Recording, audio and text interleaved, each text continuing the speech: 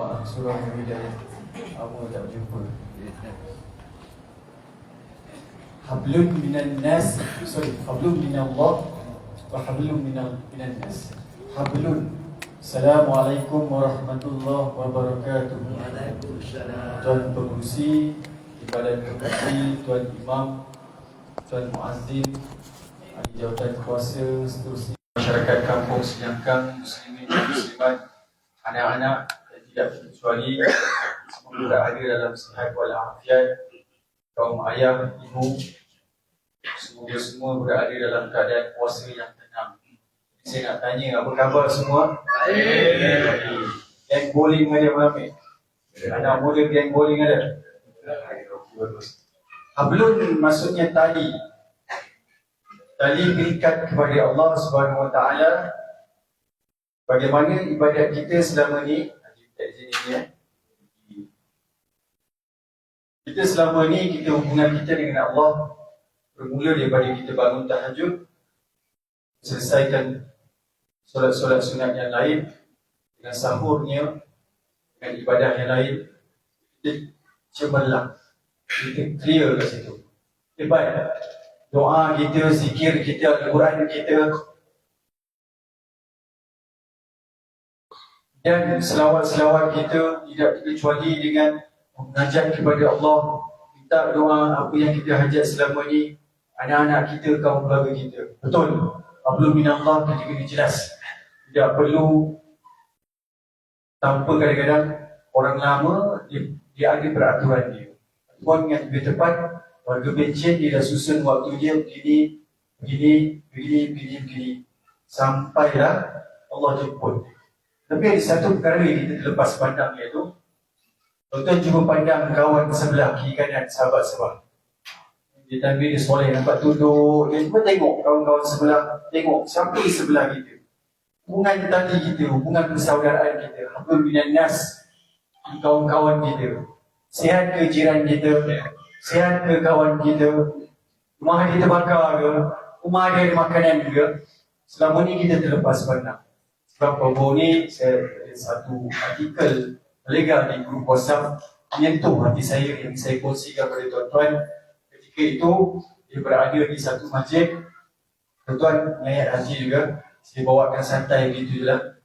Kisah bagaimana setiap bulan Ramadan yang pertama hingga bulan Ramadan yang ke-5, ke-6, dia tengok ada satu orang tu datang kunjung ke masjid, bawa satu keluarga, isteri dan anak-anak. Jadi tersentuh hati saya memanjangkan bacaan tu.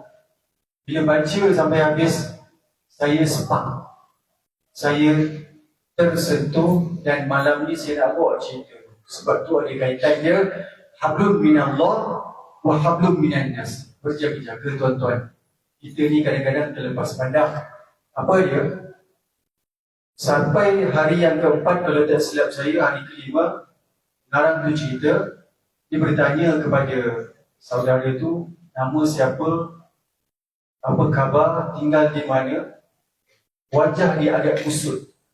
Perempuan semua wajah agak kusut. Orang tengah makan berbuka puasa. Apa yang terjadi seterusnya? Dia bercerita, dia dah lama tak dapat makan. Pertama, dia buang kerja, rumah sewa tertunggak, bil elektrik tidak bayar, bil air tidak bayar, anak-anak tidak makan. Tuan-tuan, anak-anak tidak makan tu, saya pun seorang bapa, tuan-tuan pun atuk, tuan-tuan pun ayah muda, ayah veteran. Bila tersentuh bab anak tidak makan, saya pun meneruskan bacaan. Maka dengan itu, saya perhatikan kisah itu perlu diiringkan di surah Nurul Hidayah pada malam ini, supaya menjadi iktibar kepada kita. Betul, hablum minallah memang cantik, memang bagus, cantik. Zikirlah 1000 kali, zikirlah 100,000 kali, berselawatlah 1,000,000 kali. Tuan-tuan yang hadir ke masjid bulan Ramadan ni, yang hadir ke surau, kita tidak tahu apa masalah yang berlaku dalam rumah tangga. Ada yang ketika juga bercerai berai, ada yang ketika juga ibu tunggal, ada ketika ayah tunggal. Tuan-tuan, sama-sama muhasabah ni, tengok jiran-jiran kita dah makan ke belum. Sedang kita nak makan, mudah makan, senang makan, lazatnya makanan. Tapi ada juga insan-insan di Malaysia ini masih lagi yang tidak makan kerana akibat kemerosotan ekonomi keluarga beliau. Jadi justru tuan-tuan dan puan-puan, hari ini bukan nak dedahkan air. Hari ini bulan Ramadan, bulan mendidik jiwa, bulan mendidik hati, supaya jengah-jengahlah jiran-jiran kita. Ustaz, yang jiran saya semua kaya-kaya Ustaz. Alhamdulillah. QR code ada kan? Send. Bayar melalui pay QR code bank beliau. Contoh, kalau dengar jiran-jiran kita yang tidak makan, agak sedih ya. Tuan-tuan, saya kadang-kadang sebelum berbuka puasa, ada satu tips lagi sunnah. Menonton FB pun sedang menonton ni, saya bagi tips sedikit. Sebelum berbuka puasa tu, tengok makanan. Sunnah Nabi, tengok makanan. Terhidang sama ada di lantai, tuan-tuan, ataupun di atas meja. Tuan-tuan tengok makanan. Tengok perlahan-lahan, boleh dimakan. Buka puasa pukul berapa tuan-tuan, perempuan? 7.30, tepat. Jangan main-main. Itu kalau salah jam mengamuk, orang siangkan. Betul? Di dua waktu ni kena jaga. Subuh, satu lagi maghrib. Ini 2 times, jangan main-main. Bulan Ramadan very top. Zuhur tak apa, asar tak apa, isyak tak apa. Dua waktu ni jangan main-main. Tengok makanan. Boleh kita makan? Tak boleh. Awak banyak duit ke? Tak boleh makan. Awak tak ada duit pun tak boleh makan. Awak jawatan tinggi pun tak boleh makan. Awak jawatan rendah pun tak boleh makan. Sebab puasa kita hanya dengan Allah. Tengok makanan, tengok kari pap, tengok ubi goreng, tengok bihun goreng, kuih tiaw, masak lemak cidaki ayam, tengok pelan-pelan, tengok. Begitulah rasa dia. Sahabat kita tadi yang berlegar di WhatsApp tidak makan beberapa hari. Begitulah rasanya.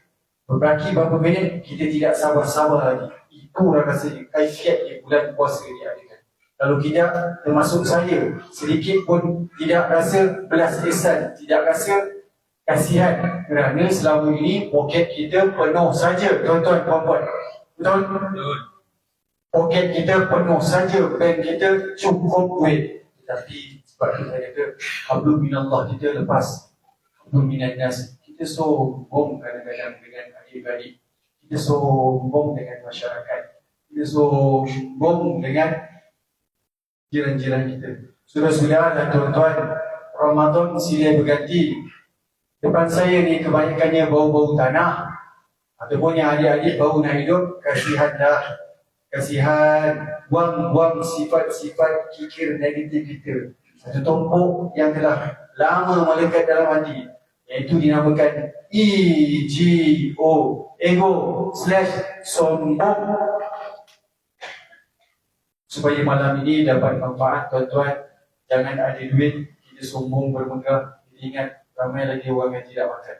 Jangan ada duit, akulah yang paling hebat. No, jangan jadi seperti perangai iblis, iaitu sangat sombong kepada manusia, lupa sangat siapa Maha Pencipta. Biasa sekali itu saja, tuan-tuan. Moga-moga tazkirah kita ini dapat mendidik hati kita yang sedang ini berlega-lega, goyang sana sini, goyang sini-sini. Itu saja, tuan-tuan dan puan. InsyaAllah sebentar lagi solat sunat tarawih dan witir akan dibimbing oleh saya, Mahir dan Musamir. InsyaAllah tuan-tuan akan dengar lantunan beberapa Al-Quran. Tuan, saya mayu tuan-tuan. Pak Wih tadi dapat tips lagi ya. Ustaz, surau kosong lah Ustaz ni.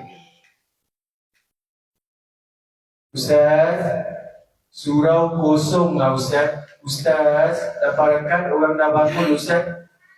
Witir orang tak nak buat Ustaz. Kenapa Ustaz? Okey, malam ni saya sangka baik. Malam ni saya announce.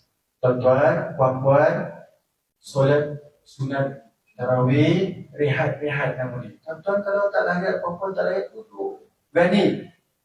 Duduklah. Apa nak malu? Duduk. meeting jangan lari. Okey? Janji. Janji. Dia ada satu geng sebut janji, satu geng tak berapa pasti. Balik nanti belum tentu buat meeting. Okey?